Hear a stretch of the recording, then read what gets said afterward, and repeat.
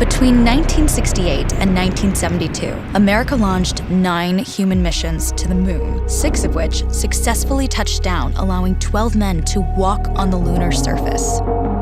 NASA's next chapter of lunar exploration, called Artemis, has the task of not just going to the moon to create a long-term human presence on and around it, but also to prepare for ever more complex human missions to Mars.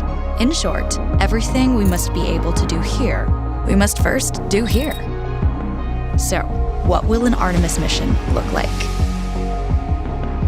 Everything is designed and tested with our most important element in mind, the astronauts. This is their deep space, human-rated spacecraft called Orion, built in 3 parts. The crew module, where up to 4 astronauts will live and work throughout the flight. The service module, with life support systems for the crew and its own engine and fuel reserves. And a launch abort system, with engines capable of pulling the crew module to safety during launch should anything go wrong.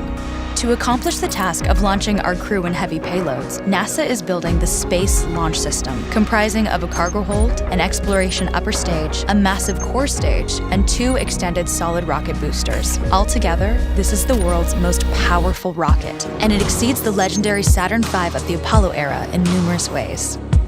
Sitting on the launch pad, the entire rocket, fully fueled, weighs just over 6 million pounds, 5.2 million of which is just the fuel. Once ignited, there is no stopping what comes next. All 4 RS-25 engines and the 2 solid rocket boosters come to life, thundering our crew upwards. 2 minutes after ignition, the solid rocket boosters are spent and released. 8 minutes after launch, the core stage is depleted and separated. The upper stage fires briefly, placing Orion into a parking orbit around the Earth. Here, the crew reconfigure the spacecraft and check systems to confirm everything is ready for deep space travel. With a go from mission control, the crew reignite the exploration upper stage engines to leave Earth entirely. The exact timing of this maneuver is critical to reach a speed that can escape Earth's gravitational pull, but also put Orion on a course that will intersect the moon days later. Once this burn is complete, the upper stage of the SLS is jettisoned and the crew aboard Orion coast for several days toward all that awaits them at the moon. Approaching the moon, we see the fundamental differences between Artemis and Apollo. Instead of requiring Orion to serve as an expendable lunar command module or to carry a constrained lunar lander, the Artemis missions will take advantage of a different approach: pre-staging. Everything needed for lunar missions will be positioned in advance by commercial and international partners. This includes rovers, science experiments, and human-rated systems on the surface. But it also includes a dedicated lunar station in orbit around the moon called Gateway. Here at this station, we can pre-stage a robust lunar lander and establish a strong communications relay. Designed with open standards, the Gateway can be expanded as new missions and partnerships develop, allowing multiple human missions on the moon at the same time and enabling ongoing science to be conducted even between human missions. The Gateway is also capable of adjusting its orbit to allow access to every part of the moon, something the Apollo missions could not do. But the real key in this approach is placing Gateway in a unique halo orbit to perfect the maneuvers needed for Mars missions. And with the growing list of commercial and international opportunities, Gateway is the ideal hub between Earth and all that lies beyond. Returning to our crew as they approach Gateway, the Orion must match the elliptical orbit of the station in order to successfully dock.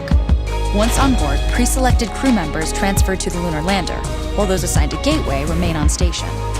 The lunar lander system itself is built for 3 unique steps: descending from the halo orbit of Gateway down to a low lunar orbit, descending from low lunar orbit to the surface, and once the lunar mission is complete, launching from the surface of the moon and ascending all the way back to the orbiting Gateway.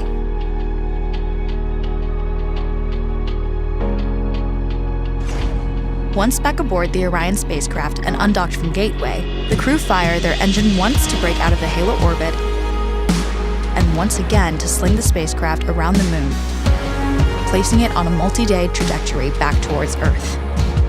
As they near the end of this journey, the service module is released, and the crew module is oriented heat shield first. Entering Earth's atmosphere at 25,000 miles per hour, the friction of air slows Orion considerably, while also subjecting it to temperatures of 5,000 degrees. With the Orion now at just 300 miles per hour, a series of parachutes uniquely tested and produced for this moment deploy, decelerating the craft to just 20 miles per hour for splashdown. With each successful mission, Artemis ushers in the next wave of men and women to explore our moon and prove that together we are ready to go beyond.